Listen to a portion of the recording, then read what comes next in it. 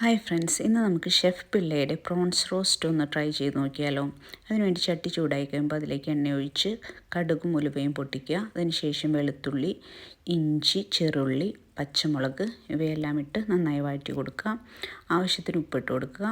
ഇതൊന്ന് വഴന്ന് വന്നു കഴിയുമ്പോൾ അതിലേക്ക് പൊടികളായിട്ടുള്ള മഞ്ഞൾപ്പൊടി, മുളക് പൊടി, കുരുമുളക് പൊടി ഇവയെല്ലാം ഇട്ട് നന്നായി മിക്സ് ചെയ്ത് കൊടുക്കുക.